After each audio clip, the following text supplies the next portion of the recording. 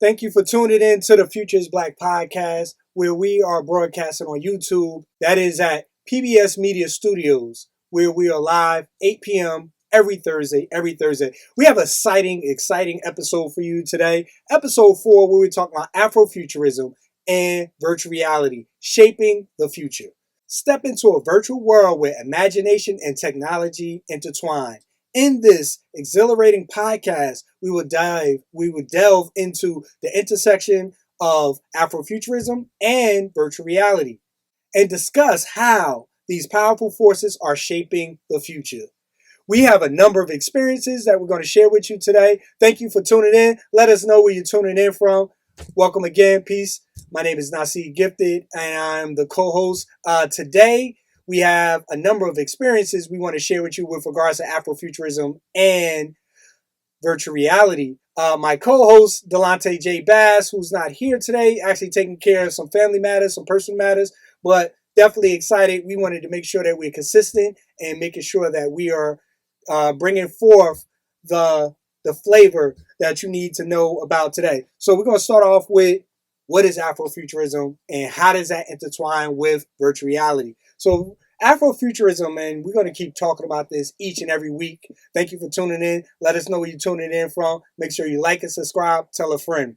Afrofuturism is a cultural aesthetic philosophy of science and history that explores the intersection of the African diaspora, culture, with science and technology. It addresses the themes and concerns of the African diaspora through techno-culture, speculative fiction, and encompassing a range of media and artists with a special interest in envisioning Black futures that stem from Afro-diasporic experiences. While Afrofuturism is most commonly associated with science fiction, it also encompasses other speculative genres such as fantasy, alternative history, and magical realism.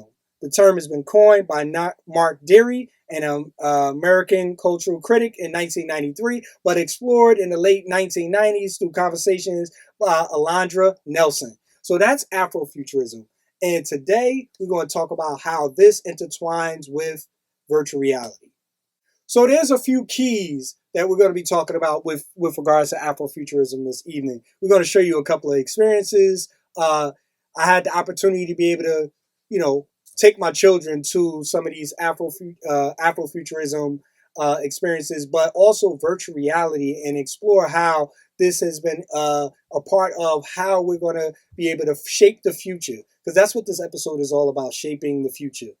So, the power of virtual reality. So virtual reality is a simulated experience that explores all of the 5 senses, right? It employs pose tracking, 3D eye near displays to give a user or to give the user an immersive feel of a virtual world. So if you've seen it, you've been experiencing a number of these things, but there's various applications when we talk about virtual reality in entertainment, and particularly video games, education such as medical or military training, and business such as virtual meetings. So you want to be able to change the way that we do business when we talk about creating a dynamic and an ultimate experience. So other distinct types of virtual reality, as far as using the technology, ties into augmented reality and mixed reality, where you see augmented as well as virtual within the same space. And then one of the things we also want to touch on is projection mapping. So projection mapping is another experience where it's an immersive art where you're surrounded all by the whole art, where it's just not 2D, but you're experiencing something that is truly dynamic. And that's something that we want to kind of talk about today, and how this is going to be something that is going to be super dope. I'm excited. I had the opportunity, I'm a father, engineer, empowering Afrofuturistic visionary. So with that, I usually take my children to all of these different experiences. And then we had this one experience at the Sandbox.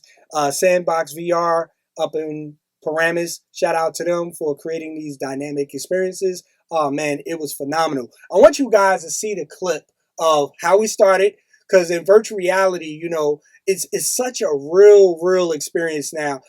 Before, a lot of the stuff that you used to experience, with regards to virtual reality and these virtual headsets and everything, wasn't as dynamic as they are now. I've gone to different places where I've been on roller coasters, been within movies, different type of experiences. But this particular experience, man, it's called Amber Sky 2088, and I want you guys to look at this clip, and then we're gonna talk about it in a second. Who wants to mess with me?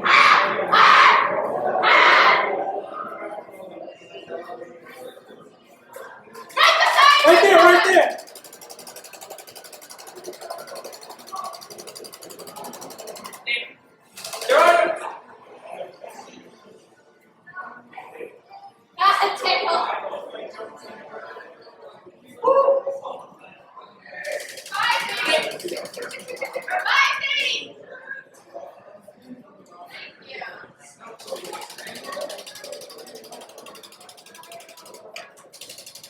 Oh!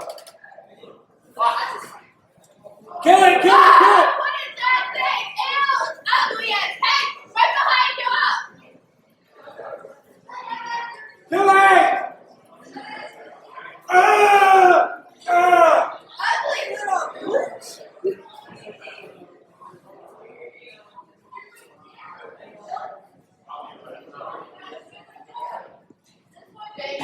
Incoming! Oh, no. Shoot him! Right there, right there.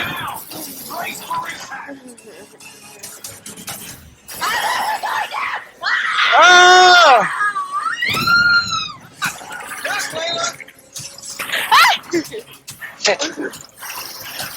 Oh my God!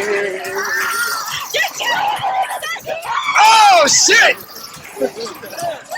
Jesus Christ!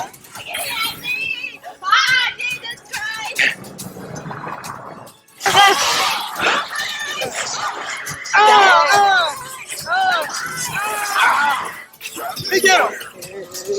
I got him! You can egg. Thank you. Fine. Your teammate is I need light! immediate assistance. Here's your legs.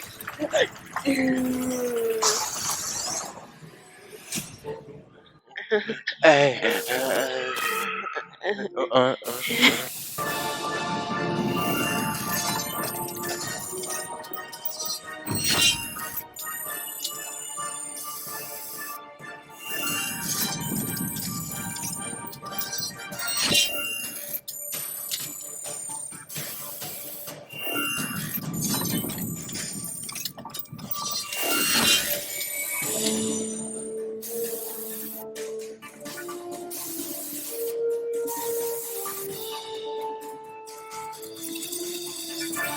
Man, I hope you enjoyed that as much as we enjoyed it. Me and my children had a great time being a part of this experience, man.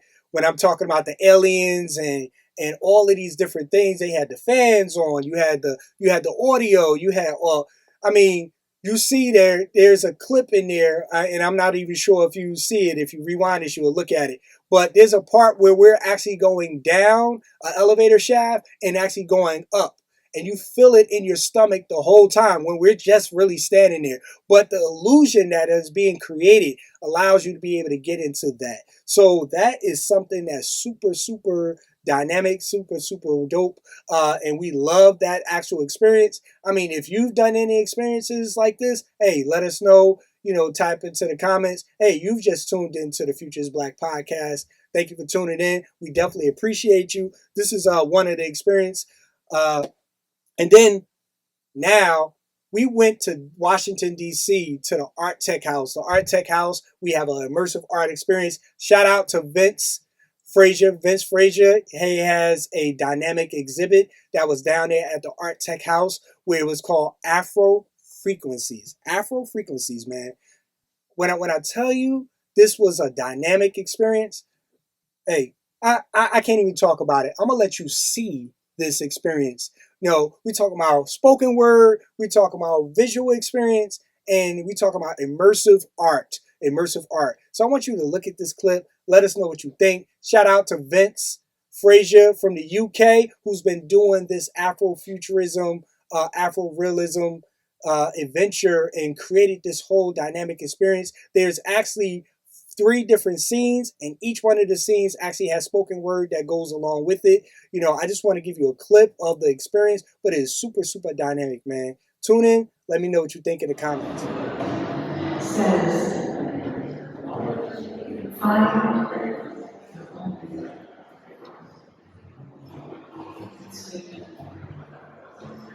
all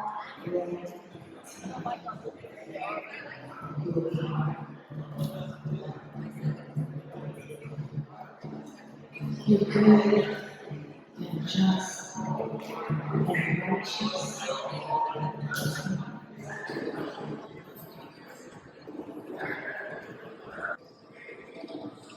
Lots of pain, lots of pain. We're all my teams. It's a major investment.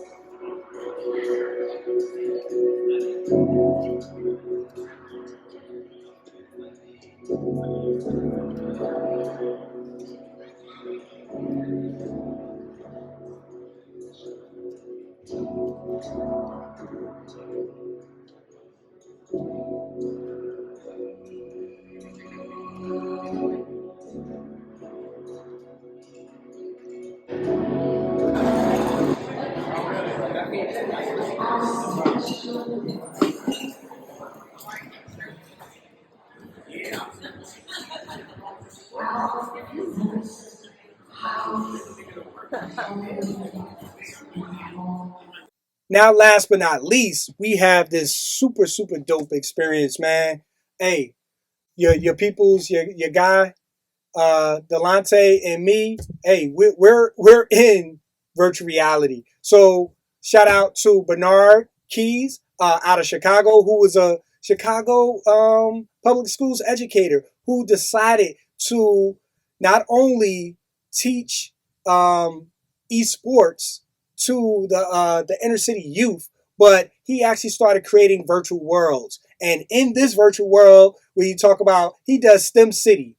And in STEM City, he creates this virtual world that, you know, individuals can learn, create, and he actually uses it as a teaching tool. He teaches about, you know, Web3, he teaches about the metaverse, and then uses Unity platform to be able to create all of these things. And now I'm so happy, I'm so excited to be able to reveal to you us in virtual reality. So myself and Dilettante, we are part of the STEM City. So shout out to STEM City out in Chicago, who's been doing this, Bernard Keys.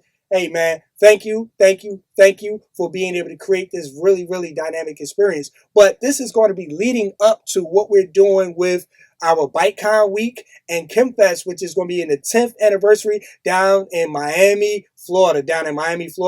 April 21st through April 28th, man, just to give you a glimpse of what the virtual experience is going to look like. Not even talking about what the actual experience is going to look like in real life, live, and in person. So make sure you check this out. Look at it, you know, and then also he's covering episode 2, man. He did a really dynamic job. So you're going to hear us talking about episode 2. So if you haven't seen episode 2, make sure you tune in to episode 2. We're going to show you a clip for that. And tune in. Let us know what you think in the comments. Let us know where you're tuning in from, man. This is the Phocused Black podcast. coming to you live from PBS Media Studios, which is Phocused Black Star Media. What is the Black Star?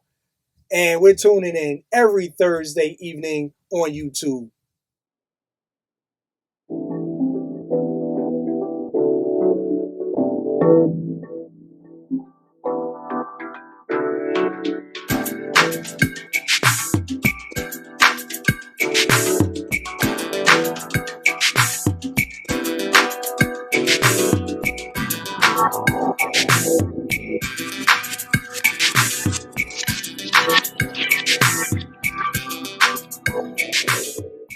Peace and blessings, everyone. Welcome back. Welcome back. This is the Futures Black Podcast. We're here for episode 2, where we are spotlighting on Black entrepreneurs' success stories. Join us as we shine on the extraordinary journeys of the Black tech entrepreneurs who are breaking barriers and achieving remarkable success in the world of technology. In this inspirational podcast, we will dive into their stories, challenges, and triumphs, reminding us of the immense potential and innovation within the Black community. Peace and blessings once again. My name is Naseed Gifted, and I'm here with my co-host, Dilettante J. Bass. And we are here for the Futures Black Podcast. I mean, this episode, we're super excited. This is a spotlight on Black entrepreneurs, Black tech entrepreneurs' success stories. Last week, we covered a number of things, but one of the things that we definitely want to talk about is the importance of representation in Black tech industry, in the Black tech industry. We want to always touch on that and then kind of set the tone on. Chambers McManaman, a high rank. Oh man, it's all right, man. This is live. This is tech. We want to highlight and speak to the success stories of Black tech entrepreneurs. We're going to cover a few today, but we want to talk about the power of representation and how representation is so important within this space. You know, when we talk about Afrofuturism and we talk about tech. I got a couple of names that we're going to jump into, but I wanted to definitely talk about, you know, representation and why representation is so important, you know, within this space. I mean, we always talk about, you know, creating and controlling the narrative, but also the exposure and being able to see someone who's doing something that's super powerful. Today, we're going to talk about... Yo. I was letting you finish. No. All right. Yeah. So the power of representation. Why is it important to have representation within this tech space and in the tech industry? I mean, it's important because it's like representation, you know, as far as the next generation, so they have somebody to look up to, and also equity. Was though when you talk about people bringing stories that represent us to come to life, you know, a lot of times you'll have tech and we can't relate to it. Like, for example, if you talk about science, right, and the health industry, a lot of times the health industry is not based on the indigenous brothers and sisters of body anatomy. Mm-hmm. So that's why we need people to be there, or just like, you know, when you talk about tech and science, it's all the same in some sense. So we need people to make sure that we're being represented so we can go further in society too. I mean, yeah, and just speaking to that, the power of representation is so important, you know, within this space, because we need to be able to connect, be able to see ourselves within this space, be able to see ourselves within, you know, technology and the seats that, you know, people are currently sitting in. So Calendarly is a app that most people use to be able to schedule appointments, you know, from a sales piece. A lot of people don't know. And even if you look at the, you know, profile of the individual, is Tope Atona. Tope Atona is Calendly CEO. He is at the $1.2 billion mark, which is his net worth currently, which lists him at number 2,282 on the Forbes list.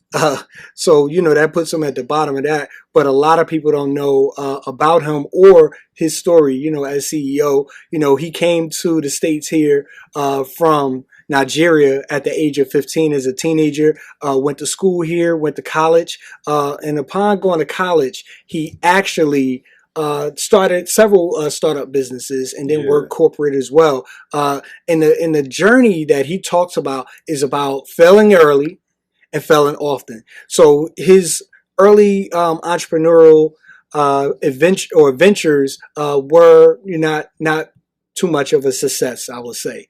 But he learned a lot about building companies, and then from there, kind of pretty much took those failures and turned them into successes. And then he pretty much did a investing round where he raised about 200 or $380 million for his for the Calendly during the pandemic. And a lot of people use Calendly. And I'm gonna say Calendarly, but it's Calendly. Where they make appointments, and it allows you to streamline your appointments and everything. That's one of the things from business to business. When you have an appointment, generally when we do this, and he found the problem and looked and found the solution for it, right? So basically he took, the whole back and forth with email. I want to make an appointment with you, Dilettante.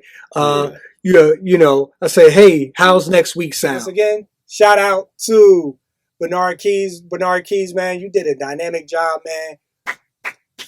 Nothing but, we want to give peace and blessings, nothing but love to you, for doing what you do, man. He's one of the innovators, creators, and making sure that we are changing the narrative, because we want to be able to change the narrative. He's creating within this space so people that look like you and look like me can be able to see themselves in these particular worlds. So when we talk about AI, we talk about virtual reality, we talk about all of these things, we want to be able to see ourselves within these worlds.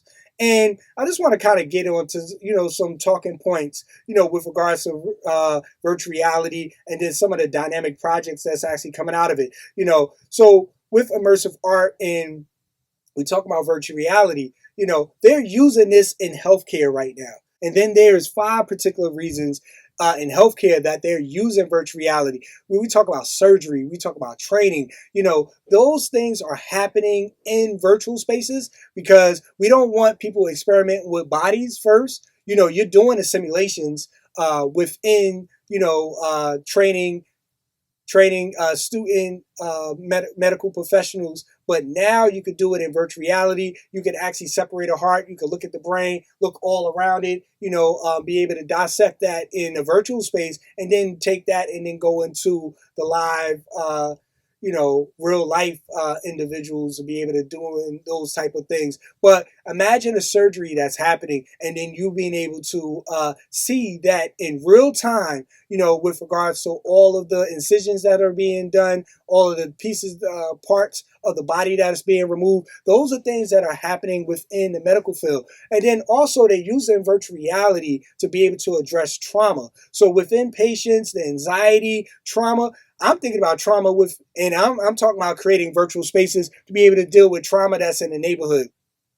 So within our neighborhoods, we're dealing with a number of things. We talk about gun violence. We talk about police brutality. We talk about all of these different things. So to be able to bring down an anxiety that goes on within these particular spaces, we can use virtual reality and different applications within that space to be able to create worlds. So you can be able to better manage these type of situations. Within all of this stuff, man, we want to be able to help physicians. We want to be able to help patients. We want to be able to help individuals on their day-to-day lives, because within the military and the defense, they use virtual reality, like we talked about last week, to be able to train individuals on certain equipment, all of the things that are going on. All of those things are happening in virtual spaces. Those simulations, the flight simulators, all of those things are happening. You have to have a number of hours that are within these training platforms before you actually get behind the wheel, before you actually get to operate on a body and everything. And I think that's super, super important, especially when you're learning about these particular spaces and everything. You know, you don't want the C student to be operating on you, right? You want the specialist, you want the expert. Everyone pays for this because once you start cutting open the body, for instance, there's no turning back. You know, it's no redo, no reset. Now in a game, of course, you can hit reset and everything, and then understand and analyze where you went wrong and understand the errors of that. But when we talk about life, we talk about individuals, you know, you don't get a do-over with that. So you want to make sure that you have that type of training, you know, with regards to that, to be able to do those type of things. And then also, we talk about Afrofuturism, and I know there's a number of dope projects out there. I want to talk about one particular project that shout out to Mashindo Kaumba, who is the lead artist on this one particular Afrofuturism game that's coming out. It's called Dynasty of the Magi. He is the lead artist. It is a phenomenal thing. Look it up. Derek Garvin is one of the lead programmers and the CEO of Poet Code Studios. So make sure you look that up. You know, check that out. We're going to actually host. We've generally been hosting Dynasty of the Magi. They're going to be launching a beta test of their video game as well. They actually have an augmented reality component to it, and then they're going to be working on hopefully the virtual reality component to it as well. But when you talk about gameplay, you're talking about graphics, you talk about Afrofuturism, this is the game for you. And then also Nefertiti's Tomb. I know I talked about Cheryl Hall from Wise Engineering.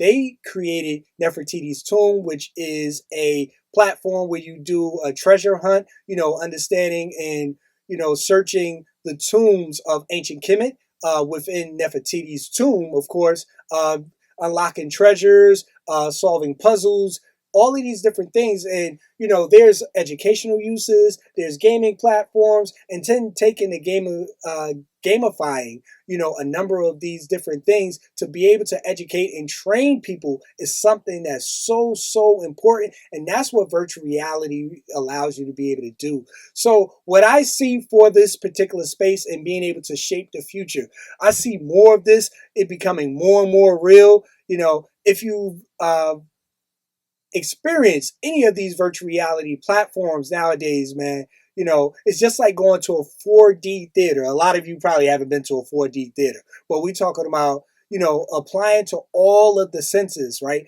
Where you even have smell, you know, attached to it. Now, virtual reality haven't done that yet, but on a business standpoint, we talk about virtual meetings and we talk about conferences, being able to walk through conferences, experience the conference as if you were there within a virtual space from the comforts of your home, office, or wherever, you know, vacation spot that you may be at.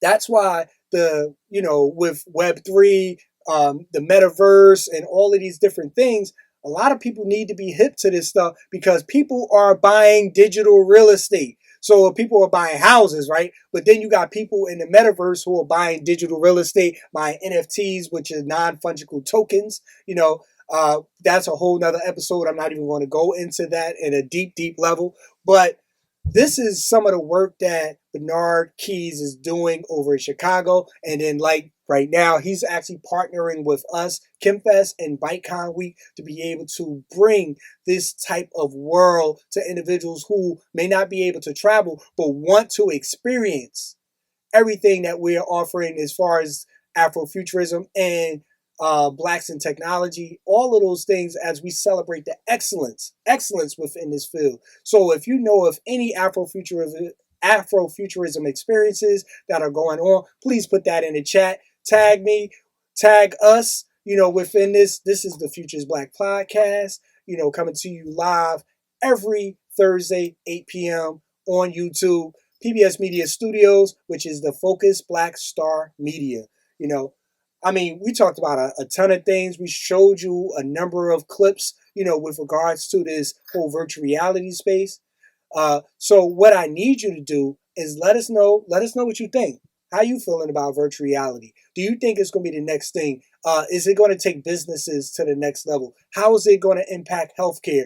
And when we talk about education, there's so many applications that are going to be used within that. So please make sure you keep tuning in. We appreciate you. We appreciate all of the feedback that we've been getting. We're looking to improve each and every day. And once again, we are always looking to not only educate, but change the narrative within these particular spaces, because those who are tuning in right now, I know there's somebody out there that I'm talking to. When you want to deal with all of the things and have alternatives of what spaces we need to go into, these are the particular spaces that we want you to gravitate to, because not only will you change your own life, we're talking about you being able to impact your family, and then also impact your community, because we are the biggest consumers within these particular spaces, but we also want to be the creators and innovators within this space. So I thank you for tuning in. Hey, the best way to predict the future is to create it. Peace and blessings. Peace, everybody. Thank you for tuning in to the Phocused Black podcast. Thank you. Peace.